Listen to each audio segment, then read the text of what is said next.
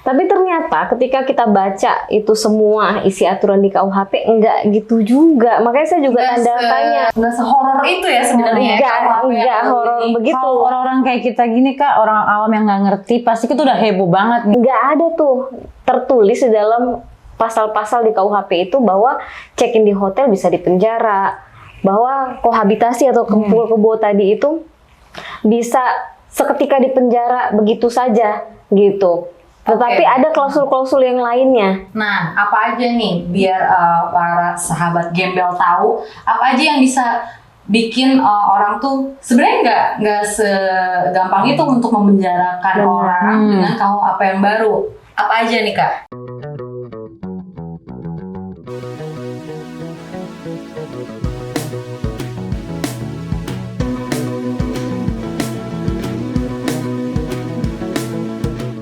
Kan misalnya nih kayak presiden kita sekarang kan masih Pak Jokowi ya. Misalnya ada yang bilang gitu, Pak Bapak dihina nih gini-gini. Ya saya sih bodo amat. Saya sih nggak apa-apa dihina. Saya sih nggak apa-apa. Ya udah nggak bisa. Nggak bisa ya? Nggak bisa. Justru si undang yang baru ini malah memfasilitasi presiden ke depannya kalau presidennya baperan. Iya. Bisa. Warna apa masuk.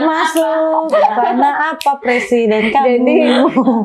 Jadi kalau orang bilang KUHP ini adalah cara negara untuk memenjarakan warga negaranya, enggak sama sekali. Kalau mereka baca itu ketentuan di buku pertama gitu, kelihatan sekali kok bahwa yang mau dicari itu adalah keadilannya dulu, gitu, bukan kemanfaatan. Atau walaupun kemanfaatan itu ada nomor 2 yang harus dituju ya, keadilan, kemanfaatan, kepastian hukum. Keadilan, kemanfaatan, kepastian hukum dan kepastian perasaan. Jadi dalam pasal 53 disebutin juga kalau dalam sebuah perkara hakim itu dihadapkan dengan kepastian hukum dan dengan keadilan, bertentangan antara dua ini, maka hakim wajib memilih keadilan dulu. Gitu. Perzinahan, kritik terhadap pemerintah, kritik terhadap presiden dan wakil presiden, ada lagi nih satu isunya. Ada yang dalam pasal di KUHP yang baru disebutin bahwa hati-hati mencekoki teman sendiri yang lagi mabuk. Itu aku sangat mendukung. Ya? Kenapa? Aku dibilang ratu nggak pernah mabuk ya Kak. Jadi sering banget tuh dicekokin. Pengen deh ada hakku untuk menolak. Nah ini nih betul. Benar-benar. Di dalam pasal 424 kan dibilang tidak boleh memberikan minuman kepada yang udah mabuk. Bisa dipidana. Nggak boleh menjual minuman kepada orang yang sudah mabuk. Kok urusan mabuk juga diurusin gitu ya. Tapi kan kalau digarap kan itu pendapatan. Benar, tetapi orang mau mabuk dan ini tapi kan bisa membuat membahayakan. Bukan hanya yang mabuk.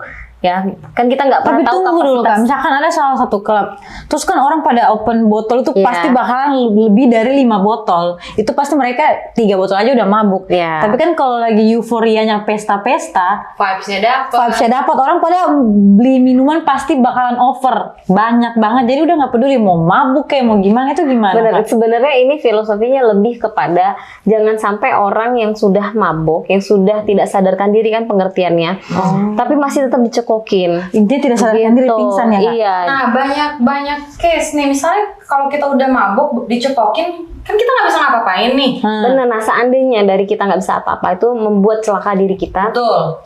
Kita bisa menyalahkan orang yang mencekoki ini. Contohnya. Sekarang kita udah bisa nyalahin orang yang nyekokin kita. Benar. Nah sebenarnya dalam kode etik bartender pun ketika si pelanggannya sudah mabok, sudah tepar, dia dalam kode etiknya juga sudah harus ngekat. Nggak boleh lagi ngasih gitu. Di luar negeri malah ditarik keluar. Bagus juga dan nggak dibungkus.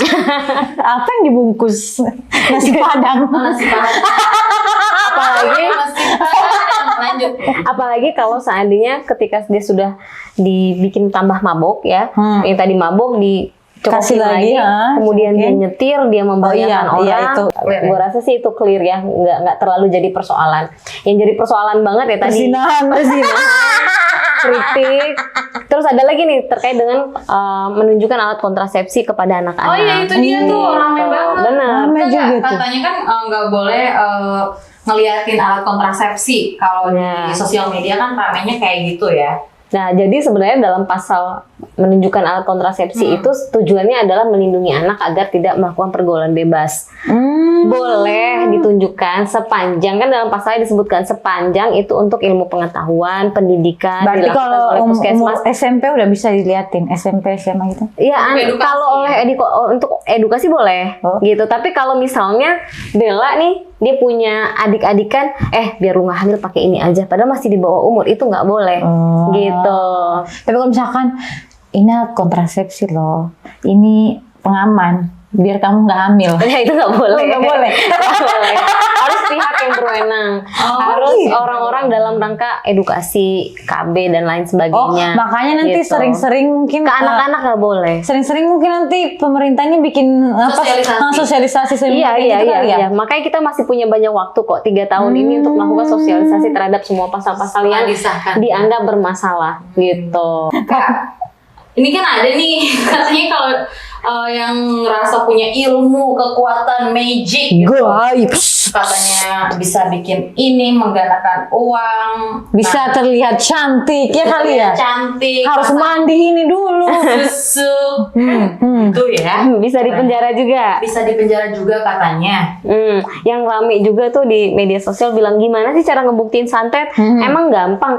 Nah, dalam pasal santet ini nggak ada pasal untuk membuktikan santetnya. Oh. Pasal ini ditujukan terhadap orang yang ngaku-ngaku dirinya punya kekuatan gaib. Nah, Kenapa pasal ini dibuat? Agar apa? Kebanyakan orang Indonesia kena tipu Yes. oleh si dukun-dukun santet ini yang ngaku-ngaku. Diduitin ya. Iya, diduitin, dijadiin mata pencarian oleh mereka. Nah, itu biar kamu. nggak makin banyak penipu-penipu yang menunjukkan atau yang ngaku-ngaku dirinya punya kekuatan gaib, ya dibuatkanlah pasal ini untuk melindungi warga negara kita. Karena sudah banyak banget di Indonesia Iya, ini. kita Gampang throwback ke ya. doktrin soalnya orang Iya, Indonesia kan kalau misalkan ada ilmu. doktrin segala macam. Ilmu gaib kayak Karena- gitu. Karena kan Indonesia masih Mindsetnya ya mindsetnya klasik. tentang kayak gitu kita masih percaya ya. Benar-benar. Makanya dalam KUHP ini juga sudah disesuaikan dengan kebiasaan yang ada di Indonesia. Gitu. Makanya ada pasal dukun santet, tapi bukan iya. terhadap santetnya, tapi Paham, terhadap orang-orang yang mengaku-ngaku dirinya bisa bikin ini, bikin itu. Oke, berarti KUHP yang baru ini emang sebelumnya ya pastinya dianalisis dulu ya kan, diteliti dulu nih. Pasti. Apa-apa aja yang bikin warga negara Indonesia ini rugi gitu. Benar. Nah, yang salah satunya ya dukun santet itu banyak Iya. merugikan kan, berkedok dukun santet padahal mereka ya penipu. Benar. Malah bisa pernah Ini modal mencabuli lagi. ngomong doang. Pernah mencabuli lagi. Iya. Mencabuli. Aduh, Aku tahu. Iya, Gini, maksudnya biasa kan kayak dukun-dukun kayak gitu kan apalagi cowok ya.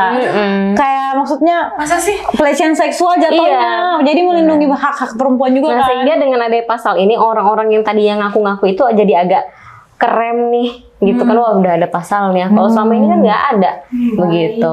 Nah, Kak, kayak misalnya delik-delik aduan kayak gitu nih, berarti nggak serta-merta KUHP yang baru ini semua orang bisa mengadukan gitu ya? Benar, Kak, ya? benar. Justru malah Hanya orang-orang yang diberikan hak di KUHP ini yang bisa ngaduin Ada gitu. Delik aduan absolut tadi namanya betul. gitu.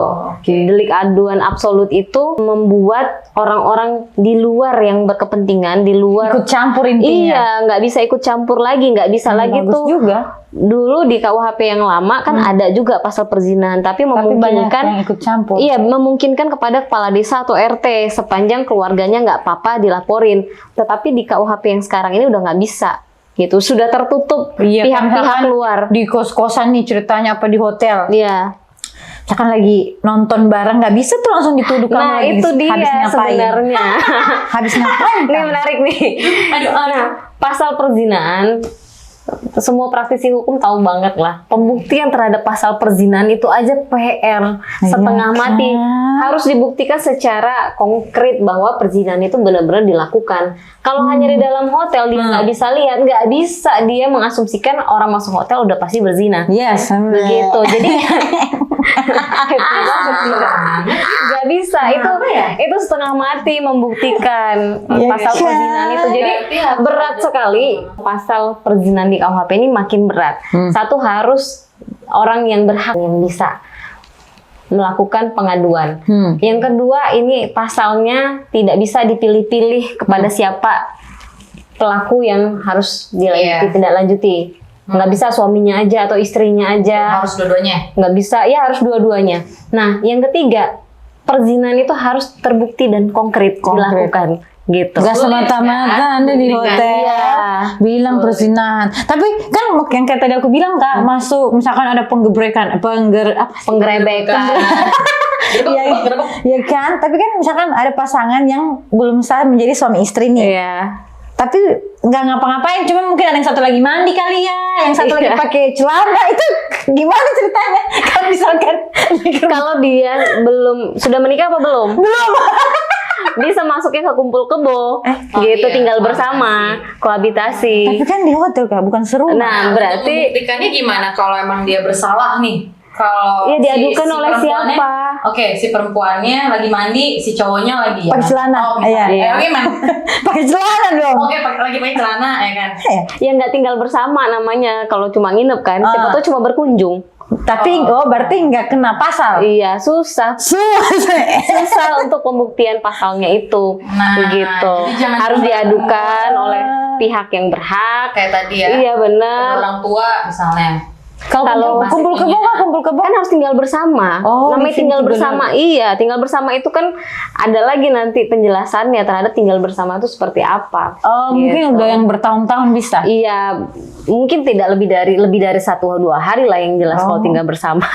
Kalau di hotel siapa tahu cuma masih berkunjung. Nggak, maksudnya udah living together satu rumah itu loh. Nah, itu bisa kohabitasi. Itu mampus. Denda itu kan tinggal bareng. Tindak pidananya 6 bulan. Atau denda kategori 2 atau ada batasan berapa lama nggak sih, misalkan aku mau nginep nih kok gue sih mau nginep staycation misalnya nih seminggu ketawa makanya kalau teman gue bilang nggak usah dipublish Shay gitu. Diam-diam aja ya? Iya, nggak usah dipublis gitu, ngapain juga lu lagi private lah. Jadi kalau misalnya emang kita punya pasangan terus living together, ya udah diam-diam baik, nggak usah ngepost. Solusinya ya diam-diam aja gitu. Nggak usah kayak, hai hari ini bikinin ayam breakfast, ntar dinernya apa gitu kali ya. Orang cewek kan kayak nggak ikut-ikutan. Nah, itu juga kan kalau misalnya ada yang mau laporin ya harus orang tua. Balik lagi ya ke orang tua, dari masing-masing orang tua sama emang yang punya ikatan darah. Jadi benar.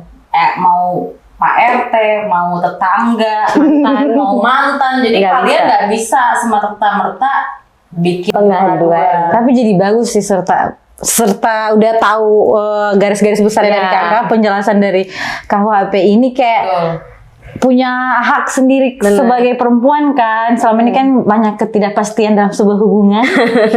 Tapi udah diajak bareng gitu ya kan. Terima kasih loh undang-undangnya ini. Sebenarnya KUHP yang baru memang untuk memfasilitasi bangsa Indonesia sendiri ya. Iya, benar. Nah, di KUHP yang baru ini sekali lagi saya bilang tidak dalam rangka negara kita mau membungkam atau mau memenjarakan warga negaranya. Secara norma sudah cukup baik, hampir sempurna semua norma. Apakah berzina sebaiknya tidak dilarang? Kan normanya memang baik untuk dilarang. Emang di agama udah sudah diterapkan kan? Cuman tapi kan dikasih limitasi, ada pagar-pagarnya yang bisa dipidana yang seperti apa, begitu. Iya, udah paham sekarang Ibu El. Jadi gimana? Jadi ya ternyata KUHP yang baru ini emang nggak riuh, benar, sepushing yang pusing di sosial media nih. HP sih gitu kan. Sekarang udah jelas nih penjelasan dari lawyer cantik satu ini. Udah pesan gue sih ini kan pesan gue sih ini sudah amat sangat banyak interpretasi ngawur ya dari netizen yang hanya bermodalkan baca meme atau lihat 1-2 konten tanpa baca itu KUHP-nya. Iya, baca mungkin iseng-iseng sepenuhnya. kalau lagi nggak nonton drakor coba dibaca gitu ya, sehingga kita tahu banget bagaimana ruhnya dalam KUHP ini, apa sih yang mau dicapai dalam perwujudan KUHP ini oleh negara kita gitu. Jadi nggak latah, nggak usah latah gitu ya. Ini di penjara, itu di penjara, semua bisa kena, nggak gitu juga. Baca dulu, makanya budayakan membaca. Weh, warga negara Indonesia membaca. Jangan cuman lihat dari memes doang. Emang gila. Jangan suzon sama pemerintah gitu. Terus ada juga nih kan aku kan kemarin ya di Gembel Official itu katanya suruh bikin undang-undang. Katanya kita baca ya dari sahabat Gembel, dari teman-teman kita, buatin undang-undangnya dong Kak, cara menikung teman. Emang ada tuh menikung teman kayak pakai mana itu konsepnya? Kan itu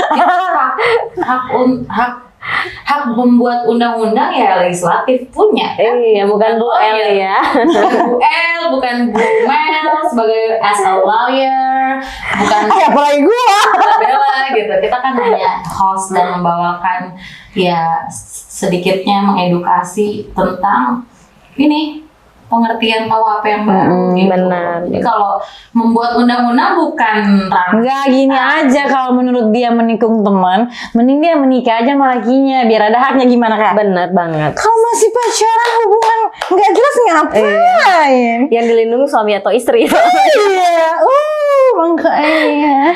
Oke. Satu lagi nih value-nya. Nah, dalam KUHP ini sudah saya bilang sudah cukup baik untuk norma, tetapi memang masih ada PR terkait dengan penegakan hukum. Sebagus apapun KUHP atau undang-undang apapun dibuat, tetapi penegakan hukumnya belum sama frekuensinya dengan maksud undang-undang, ya tidak akan tercapai juga. Jadi PR dari pemerintah, please lakukan sosialisasi yang benar-benar paripurna kepada semua stakeholder, aparat penegak hukum, sehingga penegakan hukum menjadi lebih baik ke depannya gitu. Keren Indonesiaku. lebih ke perda lah ya. Iya, nanti kalau terkait misalnya nih ada daerah yang bikin masuk hotel harus ada buku nikah, yaitu kalau daerah tertentu mau melakukan itu ya monggo-monggo aja. Mungkin gitu. kayak kakak bilang tadi, kalau bagian Padang mungkin kan ya kalau mereka mau melakukan bikin itu ya perda gitu silakan bisa ya? gitu ya. Tapi di KUHP tidak mengatur itu, tidak ada aturan tambahan terhadap itu. Gitu. Jadi, tapi kalau daerah mau menambahkan bisa berarti. Benar, dan ada jalan. Di dalam perhotelan tetap mereka memegang privacy dari customer dong. Nggak sembarang ngasih Gitu. ini nomor kamarnya. Iya, nggak bisa. Gitu. Apa sih Bella? Urusan hotel aja. Sosialisasi lah ya. Nah, yang kita cukup banggakan tentang KUHP baru ini, ya tentunya bangga ya. Iya dong. Pasti dong. Ciptaan Anak negeri. karya anak negeri gitu. Dan isinya itu profesor-profesor hukum pidana yang saya dari dulu memang sudah pride banget ke mereka ya. Jadi saya punya kepercayaan bahwa yang membuat KUHP ini orang-orang yang memang punya kapasitas yang mumpuni. Betul. Gitu. Nggak yang ngasal-ngasal gitu. Pun kalau dirasa ada yang tidak stroke, dirugikan dengan adanya KUHP ini, ada kok jalur yang lebih bermartabat, yaitu dengan judicial review, monggo ke Mahkamah Konstitusi gitu. Kasih jalan juga nih buat Bebas nggak sih yang mau ke- Bebas Siapa kalau aja? siapa aja yang merasa Daftar nggak daftar gitu? Iya dong, mengajukan Daftar. gugatan. Yang merasa konstitusinya dilanggar, dia boleh mengajukan judicial review. Nah, ada Begitu. juga jalannya. Kalau mau demo gimana ya, monggo. Kalau mau demo, ada yang bilang gini, wah kita sekarang pawai demo, udah kalau nggak izin langsung di penjara. Kalau lu pawai, lu demo, nggak izin, bikin huru-hara, rusuh, ngerusak ketertiban umum, wajar nggak di penjara? Wajar dong. Kan Iyalah, rusuh. rusuh, kecuali lu pawai baik-baik aja, lu demo baik-baik aja, nggak juga di penjara. Sebenarnya gitu. kenapa menurut aku ada KUHP yang rusuh-rusuh kayak gitu? Karena kan selama ini banyak demo rusuh ya kan? Benar, ngancurin, ngebakar, menghancurin fasilitas umum, fasilitas gitu. umum. Jadi makanya adanya undang-undang itu bagus juga. Gitu. Nggak ada yang ngelarang demo, monggo kalau mau demo, orasi sepuas-puasnya, kritik negara setajam-tajamnya, itu juga sangat membantu ya, karena negara kita kan butuh balancing, harus ada yang mengkritisi jalannya. Apalagi kalau bukan dari rakyat kita gitu kan, sendiri. itu tuh bagus sekali, tapi jangan dengan menghancurkan, bikin onar. Iya, menghancurkan gitu. karena kan kita udah capek-capek nih membangun ya. Belum lagi tiba-tiba banyak dirusak. korban nyawa dalam setiap demo. Iya, Itu kan yang Itu. kita inginkan dan pemerintah juga inginkan gitu. Jadi yang nggak semerta-merta melindungin orang-orang kaum elit aja gitu. Yes. Nah, di sini kita ya meluruskan informasi tentang KUHP yang baru. Yes, Masih takut nggak? Enggak dong, Kak. Aku udah bahagia serta mengetahui semua ini. Oke. Udah bisa check-in? Udah. Staycation bertiga. Iya, maksudnya itu. Kok, Nah, gitu. Oke, terima kasih banyak banget. atas ilmunya hari ini dan buat Thank para you, sahabat-sahabat sudah gembel, diundang. kalian udah ngerti kan sekarang.